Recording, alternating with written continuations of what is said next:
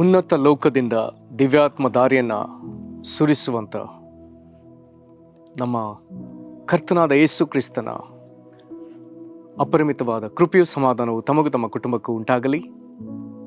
ಹೃದಯಂಗಮ ಮಾತು ಎಂಬ ಈ ವಾಕ್ಯಧ್ಯಾನದ ಸರಣಿಯಲ್ಲಿ ಈ ತಿಂಗಳಿಗೆ ಅಂದರೆ ಜೂನ್ ತಿಂಗಳಿಗೆ ನಾವು ಧ್ಯಾನಿಸಲಿಕ್ಕಿರುವಂಥ ವಿಷಯ ಪವಿತ್ರಾತ್ಮನ ವಾಗ್ದಾನ.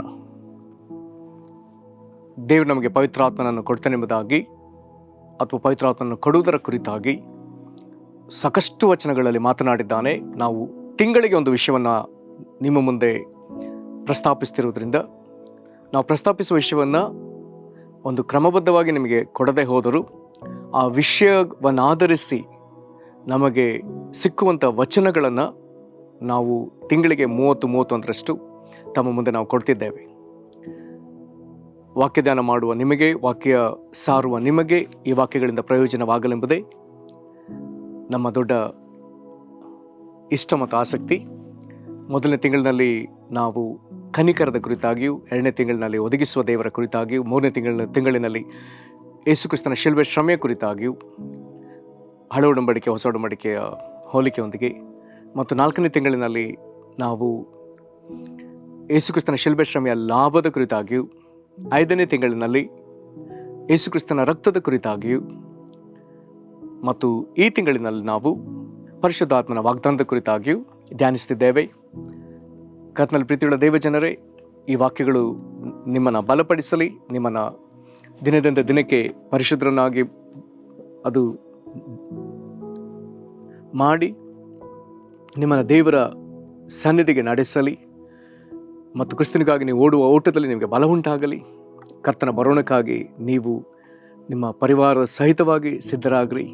ನಿಮ್ಮೊಳಗೆ ಯೇಸುಕ್ರಿಸ್ತನ ಸಾರೂಪ್ಯ ದಿನದಿಂದ ದಿನಕ್ಕೆ ಹೆಚ್ಚಾಗಲಿ. ಈ ದಿನ ನಾವು ವಾಕ್ಯವನ್ನು ಧ್ಯಾನಿಸುವಂತೆ ನಾವು ಓದಿ ಕೇಳುವಂಥ ದೇವರ ವಾಕ್ಯದ ಭಾಗ ಯೆಶಾಯನ ಪ್ರವಾದನ ಗ್ರಂಥ 32ನೇ ಅಧ್ಯಾಯ 15ನೇ ವಚನ. ಬಳಿಕ ಉನ್ನತ ಲೋಕದಿಂದ ದಿವ್ಯಾತ್ಮ ದಾರಿಯು ನಮ್ಮ ಮೇಲೆ ಸುರಿಸಲ್ಪಡುವುದು, ಆಗ ಅರಣ್ಯವು ತೋಟವಾಗುವುದು, ಈಗಿನ ತೋಟವು ಆಗಿನವರಿಗೆ ಅರಣ್ಯವಾಗಿ ಕಾಣಿಸುವುದು. ಈ ವಾಕ್ಯಗಳನ್ನ ಧ್ಯಾನಿಸಲಿಕ್ಕೆ ನಾವು ಶಕ್ತರಾಗುವಂತೆ ಪರಲೋಕದ ತಂದೆಯು ನಮ್ಮ ಮನೋನೇತ್ರಗಳನ್ನ ಬೆಳಗಿಸಿ ತನ್ನ ಜ್ಞಾನವುಳ್ಳ ಆತ್ಮವನ್ನು ನಮಗೆ ಅನುಗ್ರಹಿಸಲಿ. ದೇವರಾತ್ಮನು ತಾನೇ ಬೋಧಕನಾಗಿರುವಲ್ಲಿ ಆತನು ನಮಗೆ ತನ್ನ ವಾಕ್ಯವನ್ನು ಹೆಚ್ಚೆಚ್ಚಾಗಿ ಬೋಧಿಸಲಿ. ಕರ್ತನಲ್ಲಿ ಪ್ರೀತಿಯುಳ್ಳ ದೇವಜನರೇ, ದೇವರು ನಮಗೆ ಪವಿತ್ರಾತ್ಮನನ್ನು ವಾಗ್ದಾನ ಮಾಡಿದ್ದಾನೆ. ನಾವು ಆತನ ಆತ್ಮನನ್ನು ಹೊಂದಿಕೊಂಡು ಜೀವಿಸಬೇಕೆಂಬುದಾಗಿ ಆತನು ಎಷ್ಟೋ ತವಕ ಪಡ್ತಾನೆ.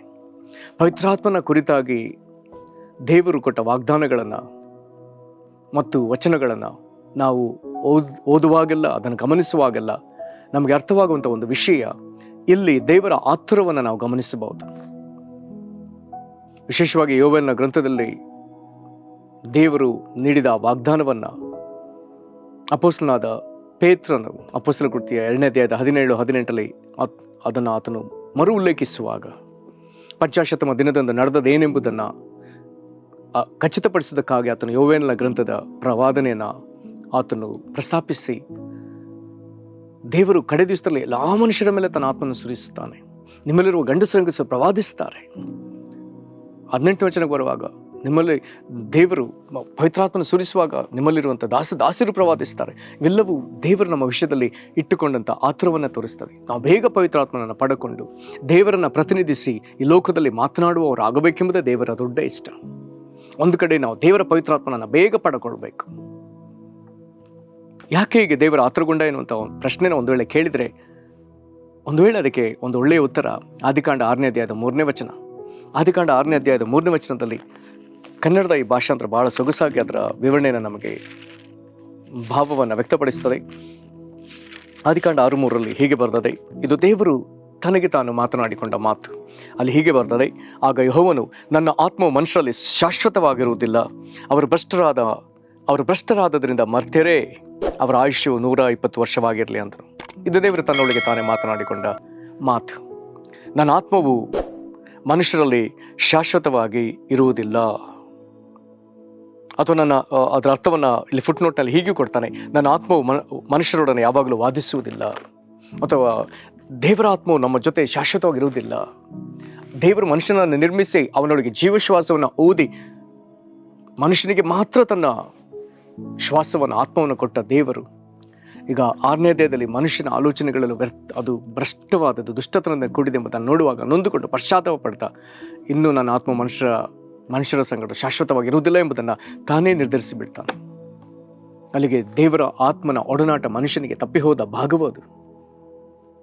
ಆದರೆ ಅಂದಿನಿಂದ ದೇವರೊಳಗಿನ ಒಂದು ದೊಡ್ಡ ತವಕ ಆತನ ಸಾರೂಪ್ಯದ ಮೇಲೆ ಉಂಟು ಮಾಡಲ್ಪಟ್ಟ ಮನುಷ್ಯನು ಈಗ ಆತನ ಸಾರೂಪ್ಯವನ್ನು ಕಳಕೊಂಡಿರೋದ್ರಿಂದ ತಿರುಗಿ ಆತನು ಕ್ರಿಸ್ತನ ರಕ್ಷಣಾ ಕಾರ್ಯದ ನಿಮಿತ್ತ, ಶಿಲುಬೆಯಲ್ಲಿ ಕರ್ತನಾದ ಯೇಸು ಕ್ರಿಸ್ತನ ಸಾಧಿಸಿದ ರಕ್ಷಣಾ ಕಾರ್ಯದ ನಿಮಿತ್ತ ನಾವು ತಿರುಗಿ ದೇವ ಸಾರೂಪ್ಯವನ್ನು ಅಂದರೆ ಕ್ರಿಸ್ತನ ಸಾರೂಪ್ಯವನ್ನು ನಾವು ಪಡ್ಕೊಂಡವರಾಗಿ ನಾವು ಕಳಕೊಂಡಿದ್ದ ಪವಿತ್ರಾತ್ಮನನ್ನು ಹೊಂದಿ ಹೀಗೆ ನಾವು ತಿರುಗಿ ದೇವರ ಮಹಿಮೆಯನ್ನು, ದೇವರ ನಿತ್ಯ ಜೀವವನ್ನು ಮತ್ತು ವಿಶೇಷವಾಗಿ ದೇವರ ಐಕ್ಯತೆಯನ್ನು ಸಾಧಿಸಬೇಕೆಂಬುದಾಗಿ ದೇವರು ಬಯಸ್ತಾನೆ.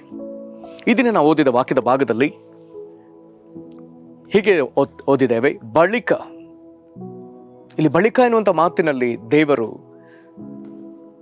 ಯಾವುದೋ ಒಂದು ನಿರ್ದಿಷ್ಟ ಸಂದರ್ಭವನ್ನು ಆತನು ಸೂಚಿಸ್ತಾನೆ. ಆ ಒಂದು ನಿರ್ದಿಷ್ಟ ಸಂಗತಿಯು ನೆರವೇರಿದ ಮೇಲೆಯೇ ಉನ್ನತ ಲೋಕದಿಂದ ದಿವ್ಯಾತ್ಮ ದಾರಿಯು ನಮ್ಮ ಮೇಲೆ ಸುರಿಸಲ್ಪಡುವುದು. ಹಾಗಾದರೆ ಪವಿತ್ರಾತ್ಮನ ದೇವರದು ಉನ್ನತ ಲೋಕದಿಂದ, ಅತಿ ಉನ್ನತವಾದ ಪರಲೋಕದಿಂದ ತನ್ನ ಪರಿಶುದ್ಧ ಆತ್ಮನನ್ನು ಆತನು ಸುರಿಸ್ಲಿಕ್ಕಿದ್ದಾನೆ. ಆದರೆ ಯಾವುದೋ ಒಂದು ಘಟನೆಯ ನಂತರ ನಮಗೆ ಅರ್ಥವಾಗಲಿ, ಈ ತಿಂಗಳು ಪಂಚಾಶತಮ ತಿಂಗಳಾಗ್ತದೆ.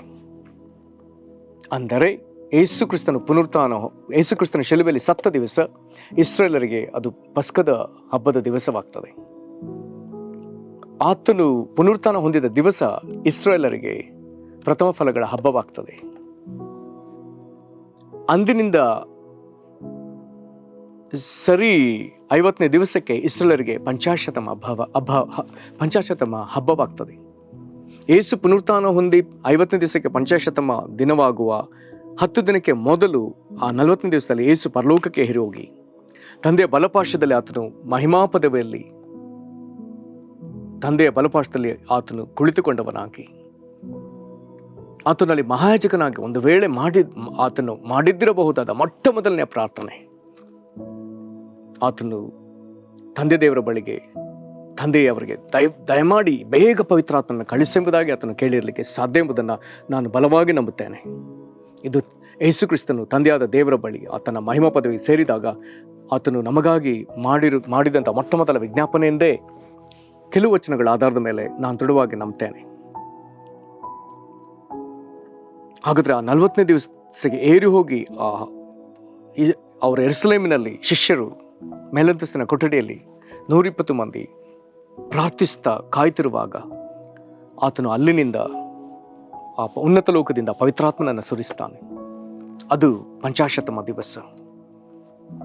ಇಸ್ರೇಲರ ಒಂದೊಂದು ಹಬ್ಬಕ್ಕೂ ಸರಿಯಾಗಿ ಈ ಕಾರ್ಯಗಳು ನಡೆದಿರುವಂಥದ್ದೇ ಬಹಳ ಆಶ್ಚರ್ಯ. ಇದೆಲ್ಲವೂ ದೇವರ ಮಹಾನ್ ಜ್ಞಾನ. ದೇವರಿಗೆ ಸ್ತೋತ್ರ. ಈ ಸೊಗಸಾದ ಕಾರ್ಯಗಳಿಗಾಗಿ ದೇವರಿಗೆ ಸ್ತೋತ್ರ. ಇಲ್ಲಿ ಬಳಿಕ ಎಂಬಂಥ ಮಾತನ್ನ ತೆಗೆದುಕೊಳ್ಳುವಾಗ ಕೆಲವು ಪ್ರಾಮುಖ್ಯವಾದ ವಿಷಯಗಳಿದೆ. ಈ 32ನೇ ಅಧ್ಯಾಯದ ಆರಂಭದಲ್ಲಿ ಆತನೊಬ್ಬ ರಾಜನನ್ನು ತೋರಿಸ್ತಾನೆ. 2ನೇ ವಚನದಲ್ಲಿ ಒಬ್ಬ ಪುರುಷನು, ಆ ಪುರುಷನನ್ನ ಫುಟ್ನೋಟ್ನಲ್ಲಿ ಪುರುಷ ಶ್ರೇಷ್ಠನೆಂಬುದಾಗಿ ಬರೆದಿದೆ. ಇದೇ 32ನೇ ಅಧ್ಯಾಯದ 8ನೇ ವಚನದಲ್ಲಿ ಘನವಂತನು. ಇದೆಲ್ಲವೂ ಯೇಸು ಕ್ರಿಸ್ತನನ್ನ ಸೂಚಿಸುವ ಮಾತುಗಳು. ನಂತರ 9ರಿಂದ 14 ವಚನಗಳವರೆಗೆ ಬರುವಾಗ ಹೇಗೆ ಜನರು ನಿಶ್ಚಿಂತೆಯ ಹೆಂಗಸರೇ ಎಂಬುದಾಗಿ ಕರೆದು ದೇವರು ಅಲ್ಲಿ ಎಚ್ಚರಿಸ್ತಿದ್ದಾನೆ. ನಿಶ್ಚಿಂತೆ ಹೆಂಗಸರೇ, ಭಯವಿಲ್ಲದ ಹೆಣ್ಣುಗಳಿರ. ಹಾಗಾದರೆ ಹೇಗೆ ತಪ್ಪಾಗಿ ನಡೆಯುವಂಥ ಜನಕೂಟವನ್ನು ಆತನು ಮಾತನಾಡ್ತಾನೆ. ಒಂದು ಕಡೆ ದೇವರು ಘನವಾದ ಕಾರ್ಯಗಳನ್ನ ಮಾಡುವವನಾಗಿ, ಇಲ್ಲಿ ರಾಜನು ಆತನು ನೀತಿಗನುಸಾರವಾಗಿ ಆಳುವವನು. ಅಲ್ಲಿ ಆ ಪುರುಷ ಶ್ರೇಷ್ಠನು ಹೇಗೆ ಜನರಿಗೆ ದೊಡ್ಡ ಆಶ್ರಯ, 4 ವಿಧದಲ್ಲಿ ಆತನ ಆಶ್ರಯವಾಗಿರುವುದನ್ನು ನಾವಿಲ್ಲಿ ಓದಬಹುದು. ಅದೇ ವೇಳೆಯಲ್ಲಿ ಭೂಮಿ ಮೇಲೆ ಎಷ್ಟೋ ನೀಚತನದ ಕಾರ್ಯಗಳು, ಅದರ ಜೊತೆಗೆ ನಿಶ್ಚಿಂತೆಯ ಹೆಂಗಸರು ಮತ್ತು ಭಯವಿಲ್ಲದ ಹೆಣ್ಣುಗಳು. ಇದರ ನಿಮಿತ್ತ ಪಟ್ಟಣ ದೇಶಗಳಲ್ಲಿ ಆಗುವಂಥ ತೀರಾ ಹಾಳು ಬೀಳಾಗುವಂಥ ಪರಿಸ್ಥಿತಿ, ಎಲ್ಲವೂ ಕೆಟ್ಟು ಹೋಗುವಂಥ ಪರಿಸ್ಥಿತಿ, ತೀರಾ ಎಲ್ಲ ಕೆಟ್ಟು ಹೋದ ಪರಿಸ್ಥಿತಿಗಳನ್ನು ದೇವರು ನೋಡಿ ಸುಮ್ಮನೆ ಕೂತುಕೊಳ್ಳುವ ದೇವರಲ್ಲ. ಈಗ ಆತನು ಉನ್ನತ ಲೋಕದಿಂದ ದಿವ್ಯಾತ್ಮಧಾರ ಸುರಿಸ್ತಾನೆ. ಹಾಗಾದರೆ ಕೆಟ್ಟು ಹೋದದನ್ನೆಲ್ಲ ಆತನು ಸರಿಪಡಿಸ್ತಾನೆ ಎನ್ನುವಾಗ, ಕೆಟ್ಟು ಹೋದ ಎಲ್ಲ ಸ್ಥಿತಿಯನ್ನು ಈ ನೀತಿಯ ರಾಜ್ಯನು, ಈ ಪುರುಷ ಶ್ರೇಷ್ಠನು, ಈ ಘನವಂತನು ಈ ಭೂಮಿಗೆ ಮನುಷ್ಯನಾಗಿ ಬಂದು ಯೇಸು ಎಂಬ ಹೆಸರಿನಲ್ಲಿ ಆತನು ರಕ್ಷಕನಾಗಿ ಕಾಣಿಸಿಕೊಂಡು, ಇರುವಾತನಾದ ದೇವರು ಯೇಸು ಎಂಬ ಹೆಸರಿನಲ್ಲಿ ರಕ್ಷಕನಾಗಿ ಭೂಮಿಗೆ ಕಾಣಿಸಿಕೊಂಡು, ಆತನು ಮನುಷ್ಯರ ಎಲ್ಲ ಹಾಳಾದ ಸ್ಥಿತಿಗಳನ್ನ ತನ್ನ ಮೇಲೆ ತೆಗೆದುಕೊಂಡು ನಮ್ಮ ಮೇಲಿದ್ದ ದೇವರ ಕೋಪವನ್ನು ಆತನು ಅನುಭವಿಸಿ ಕಲ್ವಾರಿ ಶಿಲುಬೆಯಲ್ಲಿ ನಮಗಾಗಿ ಪ್ರಾಯಶ್ಚಿತ್ತ ಬಲಿಯಾಗಿ ಆತನು ಬಲಿಯರ್ಪಣೆ ಆದನಲ್ಲ. ಹೀಗೆ ಆತನು ಸುರಿಸಿದ ರಕ್ತದಿಂದ ನಮ್ಮ ದೋಷಿಗಳನ್ನ ಪರಿಹರಿಸಿ ಆತನು ಅದೇ ರಕ್ತದಿಂದ ನಮ್ಮನ್ನು ಕೊಂಡುಕೊಂಡನಲ್ಲ. ಆತನಿಗೆ ಸಂಪಾದಿಸಿದ ಜನರಿಗೆ ಈಗ ಆತನು ದಾನಗಳನ್ನ ಕೊಡುವಂತೆ ಈಗ ಆ ದೇವರು ಭೂಮಿಗೆ ಮನುಷ್ಯನಾಗಿ ಬಂದ, ಬಲಿಯರ್ಪಣೆಯಾದ, ಸತ್ತು ಸಮಾಧಿಯಾದ, ಜೀವದಿಂದ ಎದ್ದು ಬಂದ, ಪರಲೋಕಕ್ಕೇರಿ ಹೋದ, ತಂದೆಯ ಬಲಪಾರ್ಶ್ವದಲ್ಲಿ ಅತ್ಯುನ್ನತ ಸ್ಥಾನದಲ್ಲಿ ಆತನು ಆಸೀನರೂಢನಾದ, ಅಲ್ಲಿ ಆತನ ನಾಮವೇ ಅತಿ ಶ್ರೇಷ್ಠವಾದ ಹೆಸರು, ಈಗ ಶ್ರೇಷ್ಠ ಮಹಾಜಕನಾಗಿ ಆತನು ವಿಜ್ಞಾಪಿಸಿದ. ಇವೆಲ್ಲವಾದ ಮೇಲೆ ಉನ್ನತ ಲೋಕದಿಂದ ದಿವ್ಯಾತ್ಮಧಾರೆ ನಮಗೆ ಸುರಿಸಲ್ಪಡ್ತದೆ. ಯಾವ ಕಾರಣಕ್ಕೆ? ಪವಿತ್ರಾತ್ಮನ ಸುರಿಸಿದ ಮೇಲೆ ಪರಿಸ್ಥಿತಿಗಳು ಬದಲಾಗುವಂಥ ಮಾತುಗಳನ್ನ ಮುಂದೆ ಓದ್ತೇವೆ. ಇಲ್ಲಿಂದ ಈಗ ಏಷಯ 32:15-20 ಓದುವಾಗ ಅಲ್ಲಿ ಅನೇಕ ಬದಲಾದ ಕಾರ್ಯಗಳನ್ನ ಆತನು ತೋರಿಸ್ತಾನೆ. ಏನೇನು? ಆಗ ಅರಣ್ಯವು ತೋಟವಾಗುವುದು, ನಂತರದಲ್ಲಿ ಈಗಿನ ತೋಟವಾಗಿನವರಿಗೆ ಅರಣ್ಯವಾಗಿ ಕಾಣಿಸುವುದು. ಮುಂದುವರೆದು 14ನೇ ವಚನ, ನ್ಯಾಯವೋ ಅಡವಿಯಲ್ಲಿಯೂ ನೆಲೆಗೊಳ್ಳುವುದು, ಧರ್ಮವು ತೋಟದಲ್ಲಿ ಇದ್ದೇ ಇರುವುದು. 17ನೇ ವಚನ, ಧರ್ಮದಿಂದ ಸಮಾಧಾನವು ಫಲಿಸುವುದು, ಶಾಂತಿ ನಿರ್ಭಯಗಳು ಧರ್ಮದ ನಿತ್ಯ ಪರಿಣಾಮವಾಗಿರುವವು. 18, ನನ್ನ ಜನರು ಸಮಾಧಾನ ನಿವಾಸದಲ್ಲಿಯೂ. ಮೇಲೆ ಓದುವಾಗ ಗೊತ್ತಾಗ್ತದೆ ಇದಕ್ಕಿಂತ ಹಿಂದಿನ ಭಾಗದಲ್ಲಿ ಹೇಗೆ ಅರಮನೆಗಳೇ ಬಿಕೋ ಎನ್ನುವಂಥ ಸ್ಥಿತಿಗೆ, ಊರುಗಳು ನಿರ್ಜನವಾಗುವ ಸ್ಥಿತಿಗೆ, ಹೇಗೆ ಅವುಗಳು ಹಾಳು ಪಟ್ಟಣಗಳಾಗುವ ಸ್ಥಿತಿಗೆ ಬರ್ತದೆ. ಆದರೆ ಅವೆಲ್ಲವನ್ನ ಈಗ ಆತನು ಮಾರ್ಪಡಿಸಿ 18ನೇ ವಚನದಲ್ಲಿ ಹೇಳ್ತಾನೆ, ನನ್ನ ಜನರು ಸಮಾಧಾನ ನಿವಾಸದಲ್ಲಿಯೂ ನಿರ್ಭಯ ನಿಲಯಗಳಲ್ಲಿಯೂ ನೆಮ್ಮದಿಯ ಆಶ್ರಯಗಳಲ್ಲಿಯೂ ನೆಲೆಗೊಳ್ಳುವರು. ಕರ್ತನಲ್ಲಿ ಪ್ರೀತಿಯುಳ್ಳ ದೇವಜನರೇ, ಪರಿಸ್ಥಿತಿಯನ್ನು ಮಾರ್ಪಡಿಸಲಿಕ್ಕಾಗಿ ಕರ್ತನು ಕಾಯ್ತಿದ್ದಾನೆ. ಯಾವಾಗ? ಪವಿತ್ರಾತ್ಮನು ಬಂದಾಗ. ಆದಿಕಾಂಡ 1-2 ನೀವೆಲ್ಲರಿಗೂ ಜ್ಞಾಪಕ. ಭೂಮಿ ಬರಿದಾಗಿತ್ತು, ಕ್ರಮವಿಲ್ಲದೆ ಇತ್ತು, ಆದಿಸಾಗರದ ಮೇಲೆ ಕತ್ತಲಿತ್ತು, 3 ನೆಗೆಟಿವ್ ವಿಚಾರಗಳು. ಆದರೆ ಅಲ್ಲಿ ಅದೇ ವಚನದಲ್ಲಿರುವಂಥ ಇನ್ನೊಂದು ಶ್ರೇಷ್ಠವಾದ ವಿಷಯ, ಜಲಸಮೂಹಗಳ ಮೇಲೆ ದೇವರ ಆತ್ಮನು ಚಲಿಸ್ತಾ ಇತ್ತು. ಆಗ ದೇವರು ಬೆಳಕಾಗಲಿ ಅಂದ. ಈಗ ದೇವರಾತ್ಮನು ದೇವರ ವಾಕ್ಯ ಒಗ್ಗೂಡುವಾಗ ಬರಿದಾದ ಭೂಮಿ ದೇವರ ಅಂದಚಂದಗಳನ್ನು, ಕ್ರಮವಿಲ್ಲದ ಭೂಮಿ ದೇವರ ಕ್ರಮವನ್ನು, ಕತ್ತಲಾವರಿಸಿದ ಸ್ಥಿತಿ ಈಗ ದೇವರ ಬೆಳಕನ್ನು ಕಾಣ್ತು. ಪವಿತ್ರಾತ್ಮನು ಚಲಿಸುವಲ್ಲಿ, ದೇವರಾತ್ಮನು ಬಿಡುಗಡೆ ಆಗುವಾಗ ಅಲ್ಲಿ ಒಂದು ಮಾರ್ಪಾಟು. ಪ್ರಿಯ ದೇವಜನರೇ, ಈ ಮಾತುಗಳು ನಿಮ್ಮನ್ನು ಬಹಳವಾಗಿ ಬಲಪಡಿಸಲಿ. ನಿಮ್ಮ ಮನೆಗಳಲ್ಲಿ ಅಥವಾ ನಿಮ್ಮ ಜೀವಿತದಲ್ಲಿ ಕೆಟ್ಟೋದ ಪರಿಸ್ಥಿತಿಗಳು ಇರುವಾಗ ಅಲ್ಲಿ ದೇವರಾತ್ಮನ ಚಲನೆ ಇದ್ದೇ ಇದೆ. ಹಾಗಾದ್ರೆ ಅಲ್ಲಿ ದೇವರ ವಾಕ್ಯವನ್ನು ನಾವು ಮಾತನಾಡಲೇಬೇಕಾಗ್ತದೆ. ದೇವರ ಬಳಿ ಕೇಳ್ರಿ, ದೇವರೇ ನನ್ನ ಈ ಪರಿಸ್ಥಿತಿ ಬದಲಾಗುವಂತೆ ಯಾವ ವಾಕ್ಯವನ್ನು ನೀನು ನನಗೆ ತಿಳಿಪಡಿಸ್ತಿ. ದೇವರು ಕೂಡ ವಾಕ್ಯವನ್ನು ಉಚ್ಚರಿಸಿರಿ. ಅಲ್ಲಿ ದೇವರಾತ್ಮನ ಕೆಟ್ಟೋದ ಪರಿಸ್ಥಿತಿಗಳಲ್ಲಿ ಆತನು ಚಲಿಸುವಾತನಾದ್ದರಿಂದ ಆತನು ಆ ದೇವರ ವಾಕ್ಯದ ಪ್ರಕಾರ ಆತನು ಅಲ್ಲಿ ದೇವರ ರೂಪಾಂತರವನ್ನು, ದೇವರ ಹೊಸ ಸೃಷ್ಟಿಯನ್ನು, ದೇವರ ಪುನರುಜ್ಜೀವನ ಕಾರ್ಯವನ್ನು ಆತನು ತರ್ತಾನೆ. ಪರಿಸ್ಥಿತಿಗಳು ಮಾರ್ಪಡ್ತದೆ. ನಾವು ಕಳಕೊಂಡ ಸಂತೋಷ, ನಾವು ಕಳಕೊಂಡ ಅಂದಚಂದಗಳು, ನಾವು ಕಳಕೊಂಡ ಮಹಿಮೆಯಲ್ಲೂ ತಿರುಗಿ ಹೊಸದಾಗಿ ಪುನಃ ಸ್ಥಾಪಿಸಲ್ಪಡ್ತದೆ. ಇದರಿಂದ ದೇವರ ನಾಮಕ್ಕೆ ಎಷ್ಟೋ ಮಹಿಮೆ. ನಮ್ಮನ್ನು ಒಪ್ಪಿಸಿಕೊಟ್ಟು ಪ್ರಾರ್ಥನೆ ಮಾಡೋಣ.